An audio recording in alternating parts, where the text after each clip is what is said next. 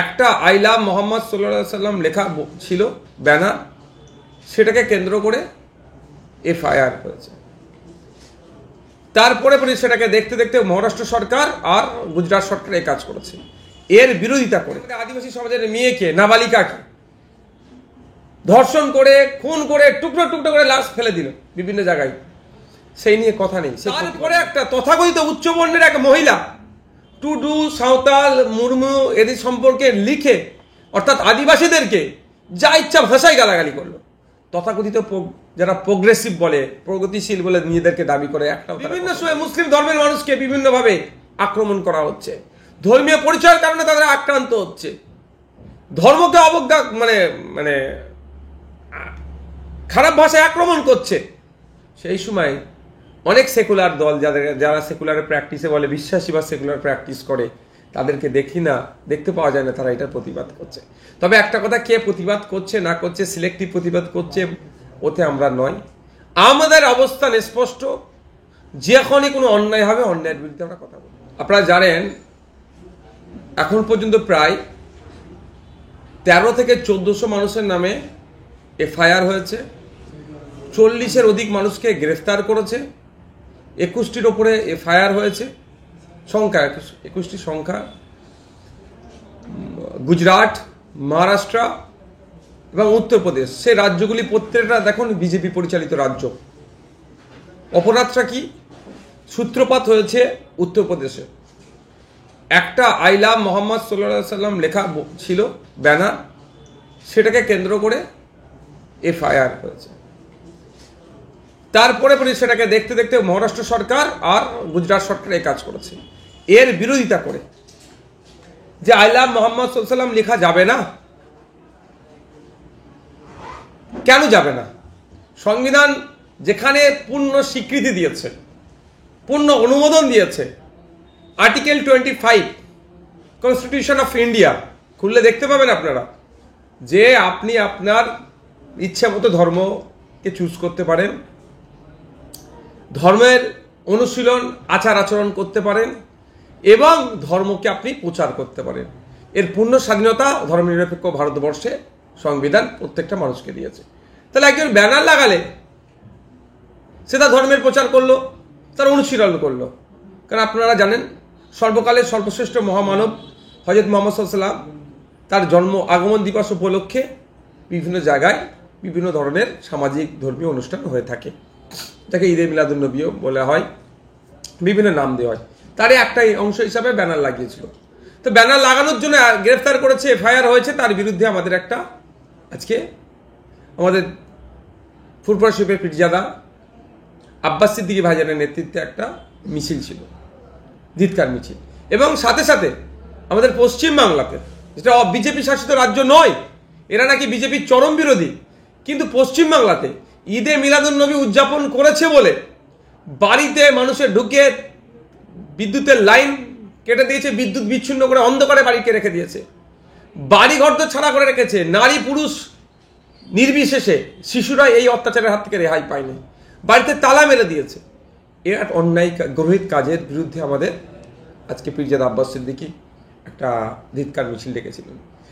আমি যেমন একদিকে যেমন আইনসভার সদস্য, ধর্মকে সংবিধানকে রক্ষা করার দায়িত্ব কাঁধে, ঠিক অপরদিকে আমি একজন মুসলিম ধর্মের অনুসারী, আমার ধর্মের একটা পরিচয় আছে।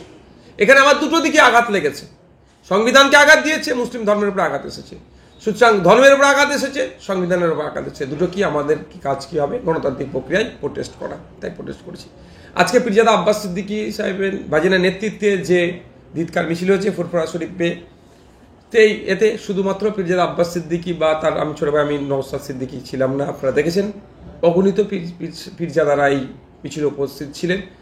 তারাও যেভাবে যোগীর রাজ্যে মুসলিম সম্প্রদায়ের মানুষের অধিকারকে, ধর্মীয় আচরণের অধিকারকে কেড়ে নিচ্ছে, গুজরাটে, মহারাষ্ট্রে এবং ওয়েস্ট বেঙ্গলের একটা অংশ হচ্ছে, ক্যানিং পূর্বে এই ঘটনা ঘটেছে, এর বিরুদ্ধে তারাও আজকে সামিল হয়েছিলেন এবং অগণিত মানুষ আজকের এই প্রতিবাদ মিছিলে, ধিক্কার মিছিলে অংশগ্রহণ করেছে। আমরা দেখেছি বিভিন্ন রাজনৈতিক দলগুলো তাদের নিজেদেরকে ধর্মনিরপেক্ষ দল বলে, তৃণমূল, সিপিএম, কংগ্রেস, কিন্তু এই যে নবীকে নিয়ে আই লাভ মোহাম্মদ সাল্লাল্লাহু আলাইহি ওয়াসাল্লাম লেখার জন্য যে নির্বিচারে গ্রেপ্তার বা হয়রানি করা হচ্ছে, সেখানে তাদের ধর্ম স্বাধীনতায় বাধা প্রদান করা হচ্ছে, সেকুলার দলগুলি সেই হিসেবে কোনো কথা বলছেন না, নীরব দর্শকের মতো ভূমিকা পালন করছেন, তাদের উদ্দেশ্যে কি বলবেন? আমি তো বারবারে কথা বলি যে কিভাবে পার্টিকুলার আমরা দেখেছি যে আমাদের বিভিন্ন সময় কখনো পিছড়ে বর্গের ধর্ম হিসাবে পিছড়ে বর্গের মানুষের উপর আক্রমণ হলে অনেকে তথাকথিত মানুষরা প্রোগ্রেসিভ মানুষরা কথা বলেনি। আপনি কদিন আগে জানেন বীরভূমে রামপুরহাটে একটি আমাদের আদিবাসী সমাজের মেয়েকে, নাবালিকাকে ধর্ষণ করে খুন করে টুকরো টুকরো করে লাশ ফেলে দিল বিভিন্ন জায়গায়। সেই নিয়ে কথা নেই, সেই প্রতিবাদ নেই, আমরা 2-4 জন করেছি। তারপরে একটা তথাকথিত উচ্চবর্ণের এক মহিলা টুডু, সাঁওতাল, মুর্মু এদের সম্পর্কে লিখে অর্থাৎ আদিবাসীদেরকে যা ইচ্ছা ভাষায় গালাগালি করলো। তথাকথিত যারা প্রোগ্রেসিভ বলে, প্রগতিশীল বলে নিজেদেরকে দাবি করে, একটাও তারা কথা বলেনি। ঠিক একইভাবে দেখবেন বিভিন্ন সময় মুসলিম ধর্মের মানুষকে বিভিন্নভাবে আক্রমণ করা হচ্ছে, ধর্মীয় পরিচয়ের কারণে তারা আক্রান্ত হচ্ছে, ধর্মকে অবজ্ঞা মানে খারাপ ভাষায় আক্রমণ করছে। সেই সময় অনেক সেকুলার দল যারা সেকুলার প্র্যাকটিসে বলে বিশ্বাসী বা সেকুলার প্র্যাকটিস করে, তাদেরকে দেখতে পাওয়া যায় না তারা এটার প্রতিবাদ করছে। তবে একটা কথা, কে প্রতিবাদ করছে না করছে, সিলেক্টিভ প্রতিবাদ করছে, ওতে আমরা নয়। আমাদের অবস্থান স্পষ্ট, যখনই কোনো অন্যায় হবে অন্যায়ের বিরুদ্ধে আমরা কথা বলবো। সে ধর্মীয়ভাবে সংখ্যালঘু হতে পারে, জাতিগতভাবে জনসংখ্যালঘু হতে পারে, ভাষাগতভাবে সংখ্যালঘু হতে পারে, বর্ণগতভাবে সংখ্যালঘু হতে পারে, সাংস্কৃতিকভাবে সংখ্যালঘু হতে পারে, সে দেখার দরকার নেই বাদশাহী সংখ্যাগুরু হতে পারে। অন্যায়ের বিরুদ্ধে আমরা কথা বলবো। আমি তো বারবারে কথা বলি যে কিভাবে পার্টিকুলার আমরা দেখেছি যে আমাদের বিভিন্ন সময় কখনো পিছড়ে বর্গের ধর্ম হিসাবে পিছড়ে বর্গের মানুষের উপর আক্রমণ হলে অনেকে তথাকথিত মানুষরা প্রোগ্রেসিভ মানুষরা কথা বলেনি। আপনি কদিন আগে জানেন বীরভূমে রামপুরহাটে একটি আমাদের আদিবাসী সমাজের মেয়েকে, নাবালিকাকে ধর্ষণ করে খুন করে টুকরো টুকরো করে লাশ ফেলে দিল বিভিন্ন জায়গায়। সেই নিয়ে কথা নেই, সেই প্রতিবাদ নেই, আমরা 2-4 জন করেছি। তারপরে একটা তথাকথিত উচ্চবর্ণের এক মহিলা টুডু, সাঁওতাল, মুর্মু এদের সম্পর্কে লিখে অর্থাৎ আদিবাসীদেরকে যা ইচ্ছা ভাষায় গালাগালি করলো। তথাকথিত যারা প্রোগ্রেসিভ বলে, প্রগতিশীল বলে নিজেদেরকে দাবি করে, একটাও তারা কথা বলেনি। ঠিক একইভাবে দেখবেন বিভিন্ন সময় মুসলিম ধর্মের মানুষকে বিভিন্নভাবে আক্রমণ করা হচ্ছে, ধর্মীয় পরিচয়ের কারণে তারা আক্রান্ত হচ্ছে, ধর্মকে অবজ্ঞা মানে খারাপ ভাষায় আক্রমণ করছে। সেই সময় অনেক সেকুলার দল যারা সেকুলার প্র্যাকটিসে বলে বিশ্বাসী বা সেকুলার প্র্যাকটিস করে, তাদেরকে দেখতে পাওয়া যায় না তারা এটার প্রতিবাদ করছে। তবে একটা কথা, কে প্রতিবাদ করছে না করছে, সিলেক্টিভ প্রতিবাদ করছে, ওতে আমরা নয়। আমাদের অবস্থান স্পষ্ট, যখনই কোনো অন্যায় হবে অন্যায়ের বিরুদ্ধে আমরা কথা বলবো। সে ধর্মীয়ভাবে সংখ্যালঘু হতে পারে, জাতিগতভাবে জনসংখ্যালঘু হতে পারে, ভাষাগতভাবে সংখ্যালঘু হতে পারে, বর্ণগতভাবে সংখ্যালঘু হতে পারে, সাংস্কৃতিকভাবে সংখ্যালঘু হতে পারে, সে দেখার দরকার নেই বাদশাহী সংখ্যাগুরু হতে পারে। অন্যায়ের বিরুদ্ধে আমরা কথা বলবো। আমরা সম্প্রতি দেখেছি যে লাদাখে বিজেপির পার্টি অফিস সেখানে ভাঙচুর করা হলো, জ্বালিয়ে দেওয়া হলো এবং গাড়ি ভাঙচুর করা হলো, নেতাদের উপরে আক্রমণ করা হলো। এই ঘটনার পরে সেখানকার যিনি নেতৃত্ব দিয়েছিলেন তাকে পুলিশ গ্রেপ্তার করেছে। এখন এটা বিষয় যেটা প্রশ্ন উঠছে যে বিজেপির প্রতি মানুষ কি ক্ষিপ্ত? যেমন নেপাল, বাংলাদেশ, সিরিয়াতে হয়েছে, এবার কি ভারতবর্ষ সেই পথে এগোচ্ছে জেনজেটরা? দেখুন একটা কথা বলি, বেশ কিছুদিন আগে তৃণমূলের পরিচালিত পশ্চিমবাংলায় প্রচুর সিপিআইএম বা লেফট ফ্রন্টের পার্টি অফিস ভাঙচুর হয়েছিল, তখনও বিরোধিতা করেছি। পার্টি অফিস ভাঙচুরের পক্ষপাতে আমি নয়। তবে একটা কথা আমাদের ভাবতে হবে যে বিজেপির আচরণ, বিজেপির কার্যকলাপ, বিজেপির প্রতিশ্রুতি যেগুলো দিয়েছিল পূরণ করতে ব্যর্থ হয়েছে। ফলে ইয়াং ব্রিগেড আজকে রাস্তায় নেমেছে। উত্তরাখণ্ডে দেখুন, বিহারে দেখুন চাকরি নিয়ে কি স্ক্যাম হয়েছে, উত্তরাখণ্ডে দেখুন, সারা দেশে বিজেপির বিরুদ্ধে আজকে মানুষ গর্জে উঠছে। যেখানে সুযোগ পেয়েছে তাদেরকে ট্রিটমেন্ট করছে। আমি আবারও বলছি, আইন হাতে তুলে নেওয়ার আমি পক্ষে নয়, ল অ্যান্ড অর্ডারকে মান্যতা দিয়ে প্রতিবাদ করার আমি পক্ষে। কিন্তু আজকে কেন ল অ্যান্ড অর্ডার হাতে তুলে ক্রিয়েট হচ্ছে, সিচুয়েশন ক্রিয়েট হচ্ছে কেন, আইন হাতে তুলে নিচ্ছে কেন? তাহলে প্রতিশ্রুতি যেগুলো দিয়েছে সেগুলো পূরণে ব্যর্থ হয়েছে। অপরন্ত কি হচ্ছে, শোষণ করা হচ্ছে। একদিকে প্রতিশ্রুতি পূরণে ব্যর্থ, অপরদিকে শোষণ। এই যেটা সেফটি ভাল নয় বাস্ট করেছে। আজকে যাকে অ্যারেস্ট করেছে বেলা 2টোর সময় তার সাংবাদিক সম্মেলন করার কথা ছিল, তার আগে তাকে গ্রেফতার করেছে। তার আগে national security act national security অ্যাক্টে তাকে গ্রেফতার করেছে। আমি এই গ্রেফতারের বিরোধিতা করছি, কিন্তু একটু শুনিয়ে দিতে চাই আপনাদের।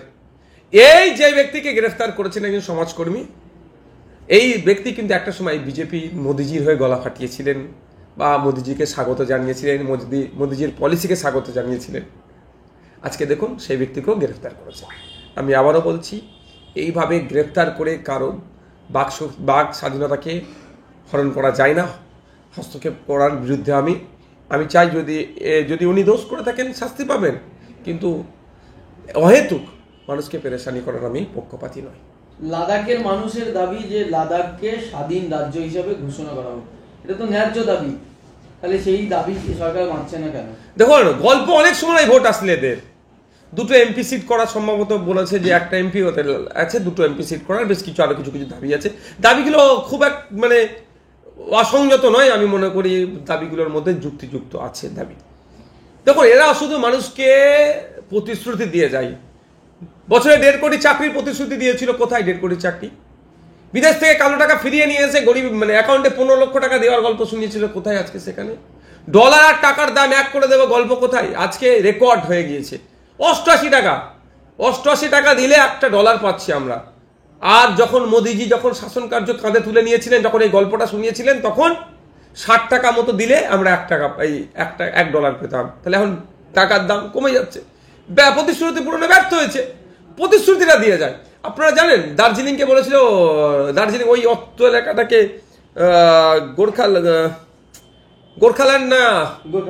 গোর্খাল্যান্ডের মনে ছিল যে করে দেবো বলে, শুধু ভোটটা দাও।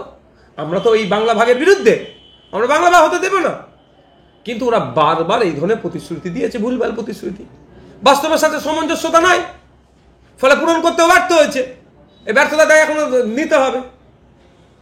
আমরা দেখেছি যে কলকাতায় যে ভয়াবহ বন্যা হয়েছিল, সেই বন্যায় 24 ঘন্টার মধ্যে সেই বন্যার পরিস্থিতি অনেকটাই চেঞ্জ করেছে সরকার, কিন্তু তারপরেও কয়েকজনের মৃত্যু ঘটেছে।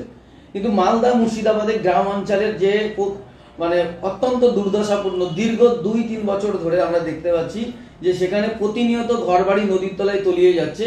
সেখানে প্রশাসন সরকারের কোনো রকম হেলদোল নেই। রাজ্য বলছে কেন্দ্রের দায়িত্ব, কেন্দ্র বলছে রাজ্যের দায়িত্ব। সেখানকার মানুষ আজ অসহায়। দুটো কথায় প্রসঙ্গ। প্রথম কথা বলি যে 24 ঘন্টা নয়, 24 ঘন্টা অনেক অতিক্রান্ত হয়েছে। 24 ঘন্টা কেন কলকাতায় এই ধরনের পানি জমে থাকবে?